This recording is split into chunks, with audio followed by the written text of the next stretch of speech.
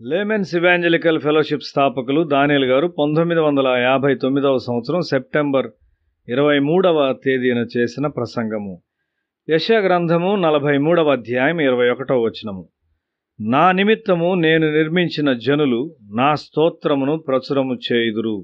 దేవుడు విచారంలోనున్న ప్రజలతో మాట్లాడుతూ ఉన్నాడు. నేను ఎడారిలో నీకు నీళ్ళిస్తాను. నేను నిన్ను రూపించాను. పొలంలో జంతువులు కూడా నన్ను స్తుతిస్తూ ఉన్నవి. ఒక ప్రార్థించే మనిషి చుట్టూ ఉన్న వేలాది ప్రజల జీవితాలకు దీవెనలను తెస్తాడు. అసాధ్యమైన స్థలాల్లో నేను నీళ్లు ఇస్తాను అని దేవుడు చెప్తున్నాడు. సంసోను చనిపోతూ ఉన్నప్పుడు దేవుడు అతనికి ఎముక నుండి నీటినిచ్చాడు. అయితే సంసోను దేవుని చిత్తంలో కొనసాగలేదు. అతడెల్లప్పుడూ తన సొంత మార్గమును ఎంచుకున్నాడు. మనము మన స్వంత మార్గాన్ని ఎంచుకున్నప్పుడు కూడా దేవుడు ఇంకా మనలను ప్రేమిస్తూ తన మార్గముల్లోనికి పిలుస్తాడు. ప్రజలు దేవుని చిత్తాన్ని చేయరు మరియు ఆయన ప్రణాళికలను పాడు చేస్తారు. ఆ తరువాత వారు దేవుని గూర్చి విసుగు చెందుతూ ఉంటారు.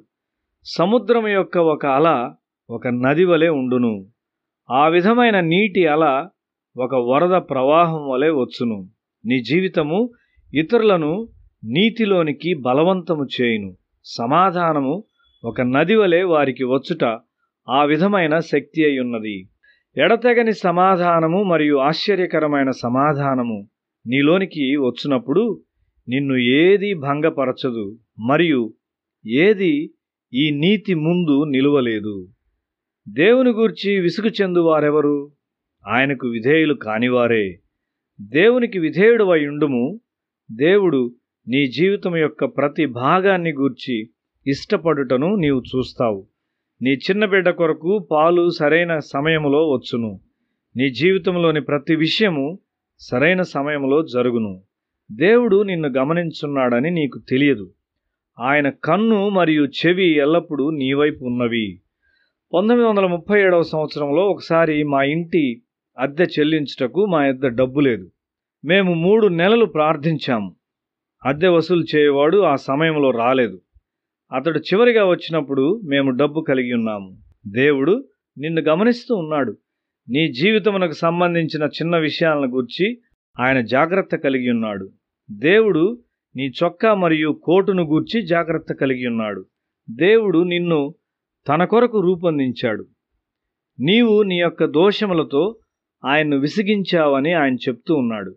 ఆయన సమాధానకరమైన తలంపులు మరియు ఆశీర్వాదాన్ని కలిగి ఉన్నాడు గాని నీ పాపాలను బట్టి నీవు వాటిని సొంతం చేసుకోలేకపోతూ ఉన్నావు.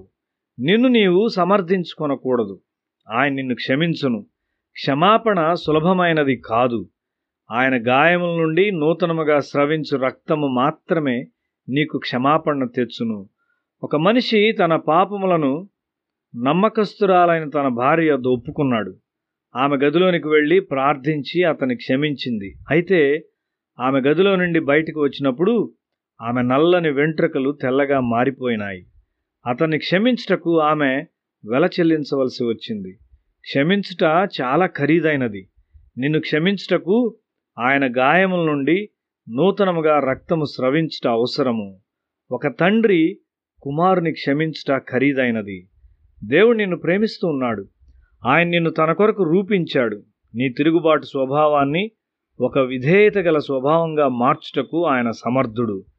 నేను నిన్ను రూపించాను, నీవు నన్ను మహింపరచుదువు అని హోషేయ గ్రంథము 6వ అధ్యాయం 2వ వచనంలో దేవుడు చెప్తూ ఉన్నాడు.